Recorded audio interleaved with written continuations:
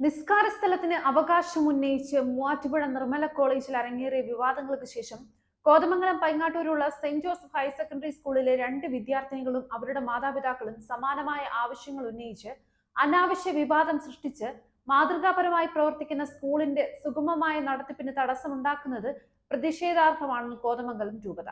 പരസ്യമായ മതാചാരങ്ങൾ ഇത്തരത്തിൽ അനുവദിക്കാനാവില്ലെന്ന് കുട്ടികളെയും അവരുടെ മാതാപിതാക്കളെയും പ്രധാന അധ്യാപിക അറിയിക്കുകയും ചെയ്തതാണ്. തുടർന്നുള്ള ദിവസങ്ങളിലും ഇത് ആവർത്തിച്ചപ്പോൾ മാതാപിതാക്കളെ വിളിച്ച് കേരളത്തിലെ പൊതുവിദ്യാഭ്യാസ നിയമങ്ങളും ഭരണഘടന അനുവദിക്കുന്ന ന്യൂനപക്ഷ അവകാശങ്ങളും അടിസ്ഥാനമാക്കിയുള്ള മാനേജ്മെന്റിന്റെ നിലപാട് വ്യക്തമാക്കുകയും ചെയ്തു. ഈ വിഷയത്തിൽ കത്തോലിക്ക മാനേജ്മെന്റ് സ്കൂളുകളുടെ എക്കാലത്തെയും നിലപാട് നിയമാനുസൃതവും വ്യക്തവുമാണ്.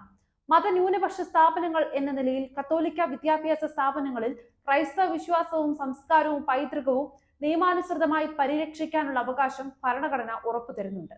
എന്നാൽ മുസ്ലിം വിദ്യാർത്ഥിനികൾക്ക് കേരള എഡ്യൂക്കേഷൻ റൂൾസ് അനുസരിച്ച് പൊതുവിദ്യാലയങ്ങളിൽ സർക്കാർ അനുവദിച്ചിട്ടുള്ള ആരാധനാ സമയ ക്രമീകരണം വെള്ളിയാഴ്ചകളിൽ ഉച്ചയ്ക്ക് 2 മണിക്കൂർ വരെ എന്നതാണ്. ഈ സൗകര്യം കുട്ടികൾക്ക് ഉപയോഗപ്പെടുത്താവുന്നതാണ്.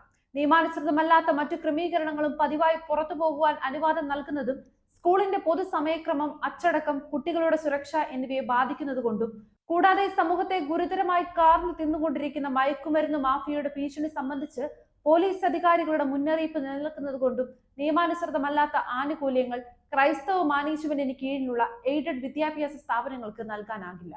ക്രൈസ്തവ സഭകളുടെ വിദ്യാഭ്യാസ സ്ഥാപനങ്ങൾക്കുമേൽ നിരന്തരം ഉയരുന്ന ഇത്തരം ഭീഷണികൾ മതേതര സമൂഹത്തിന് ചേർന്നതല്ല.